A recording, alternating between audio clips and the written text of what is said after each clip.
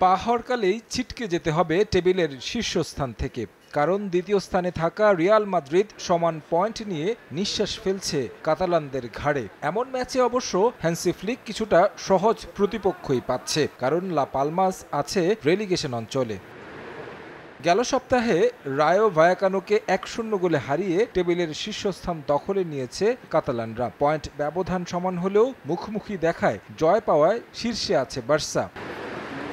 লিগে সবশেষ ৪ ম্যাচেই জয় পেয়েছে টেবিল টপাররা, আর সব প্রতিযোগিতা মিলিয়ে তারা অপরাজিত ১২ ম্যাচে। লা পালমাসের বিপক্ষে মাঠে নামার আগে ছন্দে আছে দল, পরিসংখ্যানও স্বস্তি দেবে বার্সাকে। ১৯৯১ সালের পর লা পালমাসের মাঠে কখনোই হারেনি কাতালোনিয়ানরা।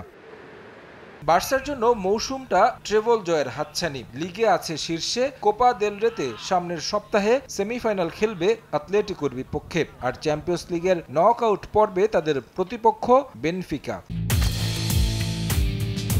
সুপার প্লেয়ারদের ক্লিয়ার চয়েস, ক্লিয়ারম্যান।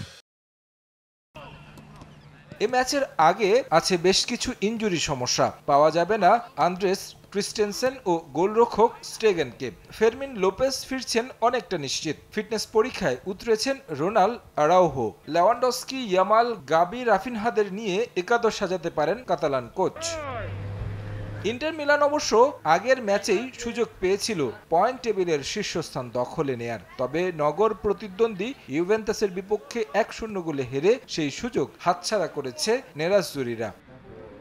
শক্তিমত্তায় পিছিয়ে থাকা জেনোয়ার বিপক্ষে নিশ্চয়ই টেবিল টপার হওয়ার সুযোগটা মিস করতে চাইবে না সিমোন ইনজাগি। এছাড়া ম্যাচটাও ঘরের মাঠ সান সিরোতে।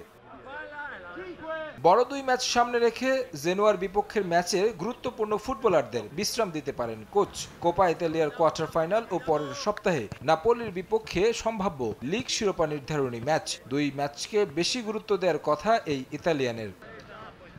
এই ম্যাচের একাদশ সাজাতে পারেন থুরাম, মার্টিনেজ, ডিমার্কো, ভারেল্লাদের নিয়ে। প্রতিপক্ষের বিচারে নিজেদের সেরা ফুটবল খেললে জয় পাওয়া কঠিন হবে না ইন্টার মিলানের। তারেক হাসান শিমুল, সময় সংবাদ।